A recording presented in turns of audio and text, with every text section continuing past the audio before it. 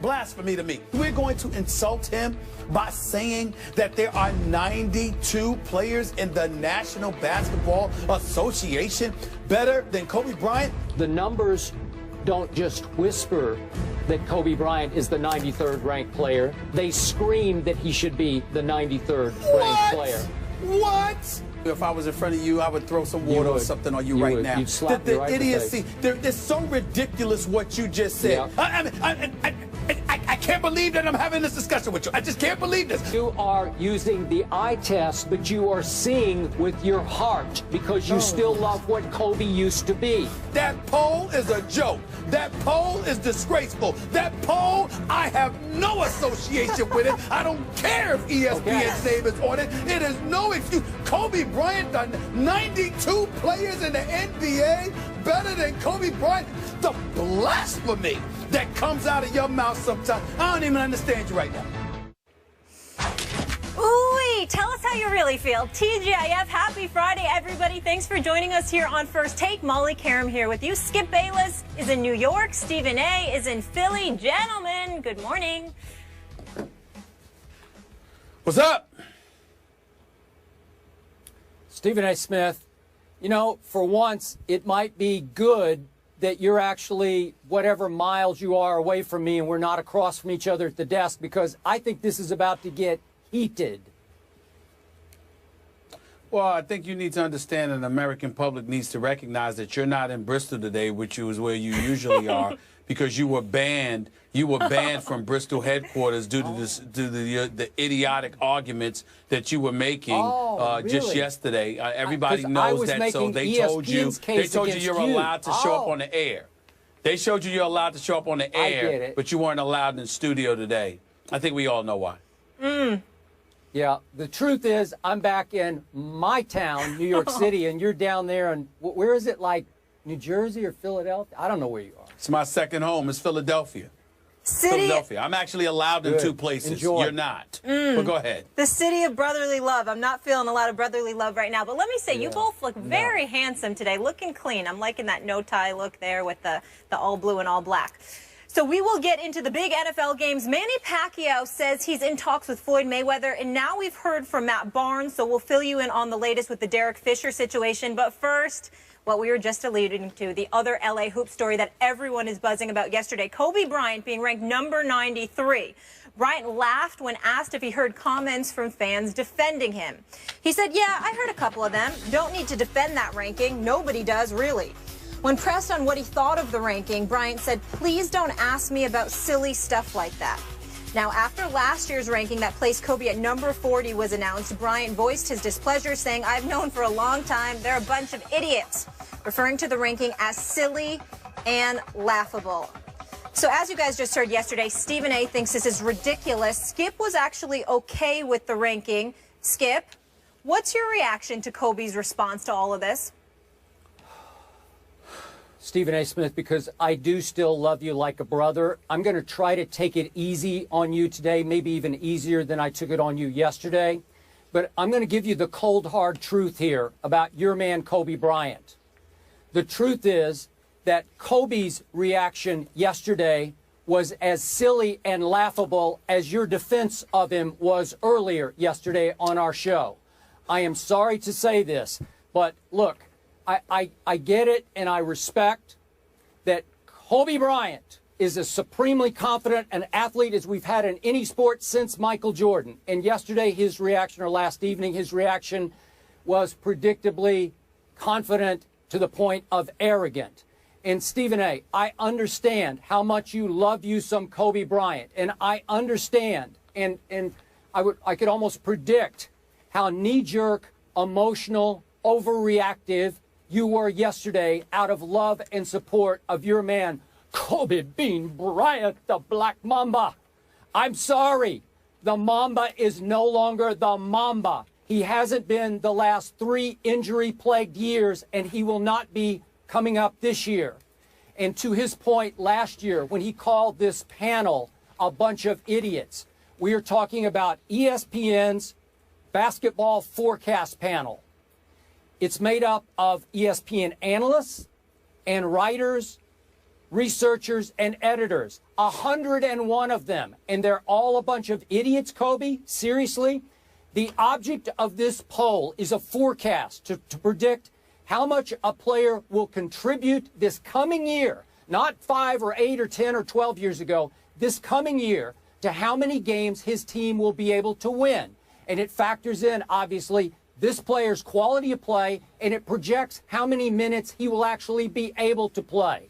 So, given all that, would you believe that the real plus-minus numbers, according to Royce Webb, who's our Director of Content Analytics at ESPN, the real plus-minus numbers for Kobe Bryant, added into how many minutes he does project, how few minutes he projects to play, actually ranked him as the 163rd best player or most valuable player in the National Basketball Association. Think about that, 163. But out of respect to what Kobe used to be, this panel, these editors, these writers got together and decided, hey, let's give him a break here. So they ranked him 93rd. They moved him all the way up from 163rd, which the numbers screamed that he should be, to 93rd, just because he used to be Kobe Bean Bryant, the Black Mamba. So we look at the last 3 years, and he ranked, going into the year, 25th, then 40th, then now 93rd.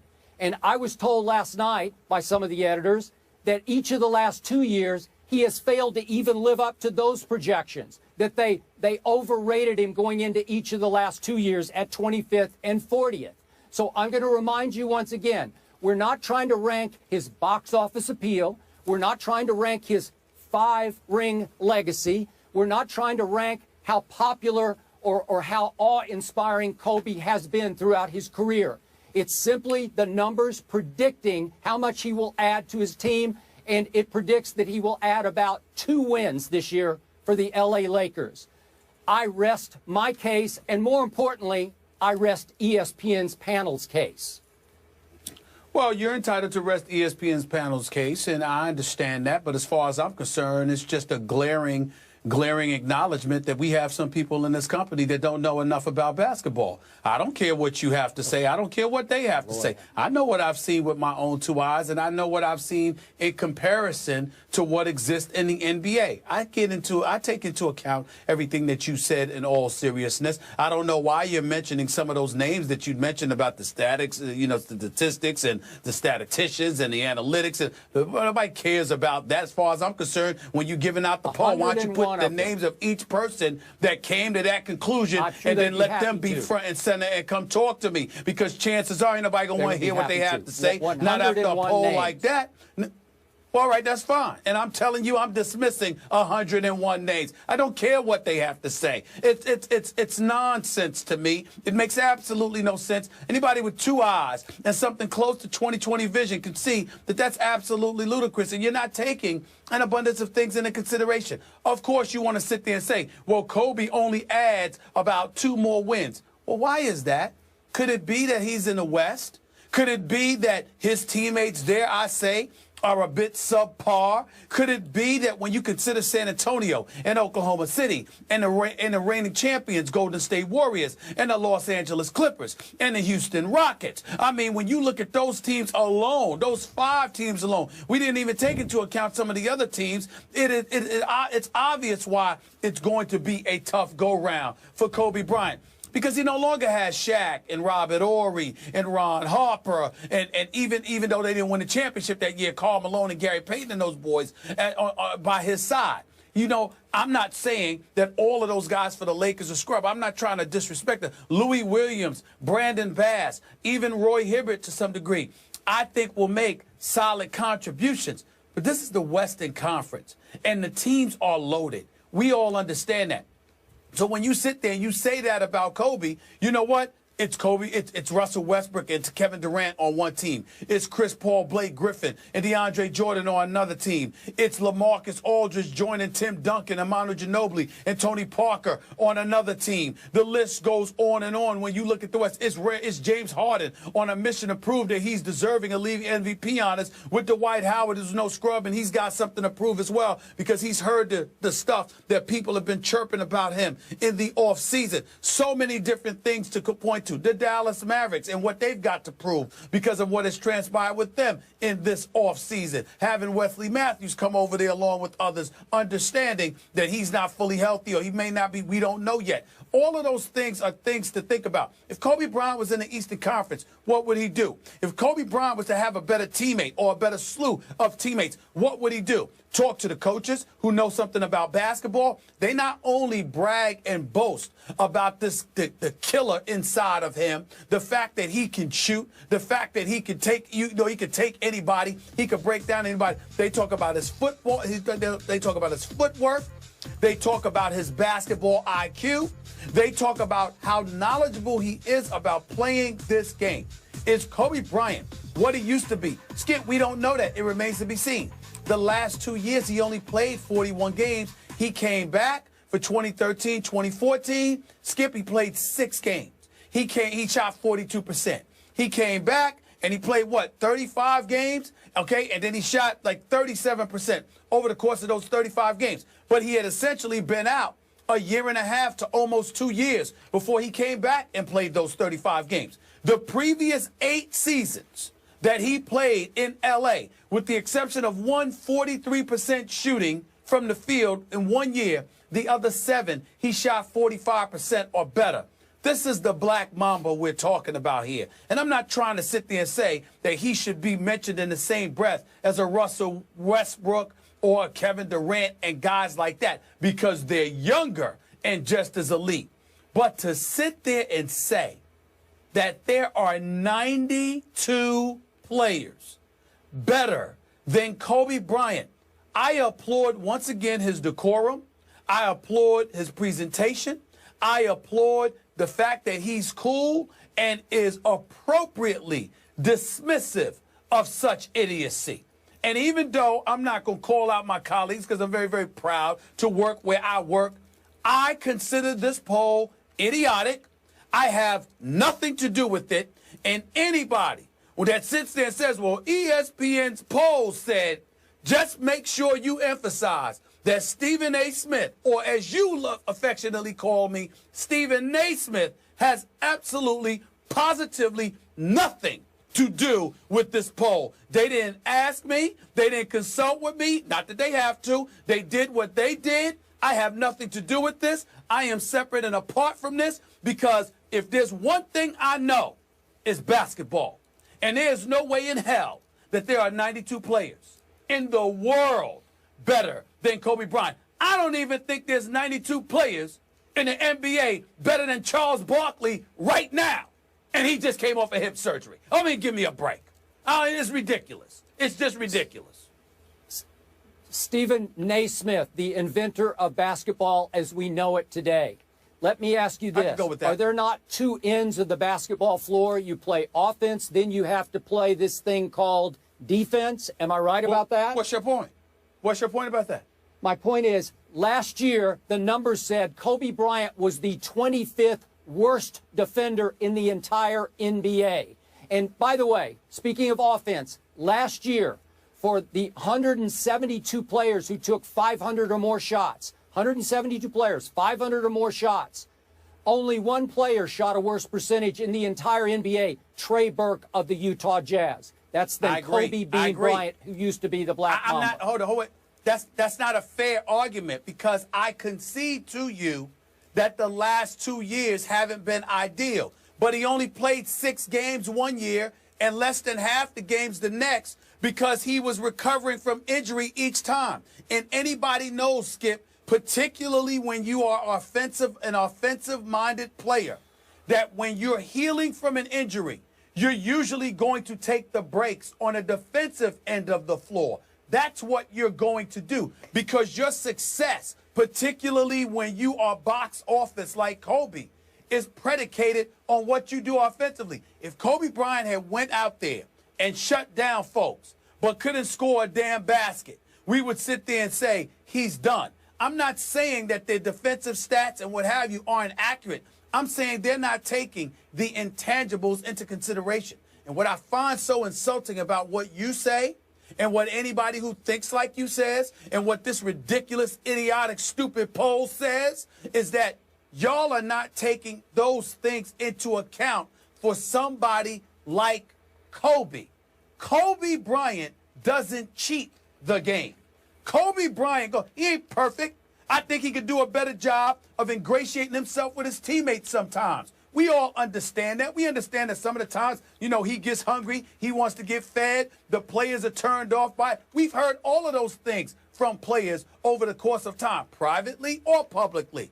But in terms of his skill set and what he has meant to the game of basketball and what he does on the basketball court, you know good and damn well that if we're talking about Kobe Bryant here, and he's taking plays off, or he ain't doing what he's capable of doing, you know that has a lot to do with him trying to find his rhythm, get his health back, and all of that other stuff. This is not some typical player, Skip Bayless. I'm talking work ethic now. This is not some typical player. Even you have to admit there is nobody that cares more about the game and about being great completely at it agree. Than Kobe Bryant. No. So that's the point. No, not even beginning to suggest that. We're talking about what will your body allow you to do at 37, coming off multiple serious injuries. Can you suddenly snap back to being one of the best defensive players as he was for about 12 straight years? No, he can't. He's not going to be capable. You've seen what's happened over the last 3 years. That's fair. That's fair if that's what they're saying. What I'm saying is they're talking like even if Kobe Bryant is healthy, because he's 37 years of age, he's not what he's used to be. He's done. I'm saying to you, tell me that you don't believe he's going to ever be healthy again, and I'll concede that because that's possible. Don't talk to me like if Kobe Bryant is 100%, that because he's 37, Father Time is here, and he can no longer do damage in the NBA, and there are 92 players better. If Kobe Bryant is healthy, even at the age of 37, he deserves far more respect than that. That's all I'm saying. Okay, but seriously, after a human being has suffered that many serious injuries at that advanced age, how healthy can he get? Even if he gets to, by his today's standards, 100% healthy, it will be about 70% of what he used to be because they have taken a toll on his body. And I'm telling you that at 70%, because of his ability to shoot a perimeter shot, combined with the lack of basketball IQ, most players in the NBA have, not the superstars, but most second, third tier players. There is no way on earth there are 92 players better than Kobe Bryant. That is ridiculous. Okay, here's the problem. And here's I what believe the poll is embarrassing. No, Here's the truth, Stephen A. What do your eyes tell you over the last 3 years? Kobe Bryant has become, at this late stage and age, not much more than a jump shooter. Is that fair? He scores very few points of his points in the paint Ray anymore. Allen's a jump shooter, too. Don't you want him? He's not capable. Okay? Ray Allen's a jump shooter, too. Don't you want him? Wait a second. He's become an extremely high-volume, low-percentage distance jump shooter. That's not a recipe for great success. Six of the last 8 years, he's led this league in shots attempted. He's going to jack up the basketball. We all know that. We accept that. He's not going to make that many of them. He's going to hurt his team that way, in many cases, more than he helps it. I'm sorry. Okay. Guys, we got to... You'll see. We got to agree to disagree here on Kobe's ranking of 93rd, the 93rd best player in the NBA. This, of course, is his 20th season as a Laker, the most seasons for any player for any team in NBA history. Pretty impressive. Now to